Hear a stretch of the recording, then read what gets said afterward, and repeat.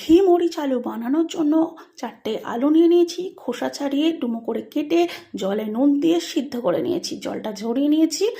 যেহেতু ঘি মরিচ সেই জন্য একটা পাত্রে 1 চামচ ঘি ভালো করে গরম করে নিয়ে 1 চামচ কালো জিরে আর একটা শুকনো লঙ্কা দিয়ে সামান্য একটুক্ষণ নাড়াচাড়া করে নিতে হবে যতক্ষণ না একটা ফ্লেভার ছাড়ে। এবার সিদ্ধ করা আলুগুলো অ্যাড করে দিয়ে বেশ ভালো করে নাড়াচাড়া করে ভেজে নিতে হবে যতক্ষণ না এতে বেশ একটা সোনালি রং আসে।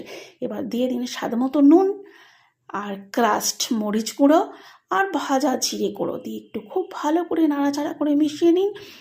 ভাজা হয়ে গেলে সামান্য একটু হালকা জলের ছিটে দিন যাতে তলাটা ধরে না যায়। 2টো চেরা কাঁচা লঙ্কা দিয়ে একটু আবারও ভালো করে নাড়াচাড়া করে উপর থেকে ছড়িয়ে দিন ধনেপাতা। তৈরি হয়ে গেল ঘি মরিচ আলু। এবার একটা পাত্রে পরিবেশন করে দিন। মুখ ছাড়ানোর জন্য নিরামিষ দিনে লুচি আলু পরোটার সাথে খাওয়ার জন্য একেবারে পারফেক্ট।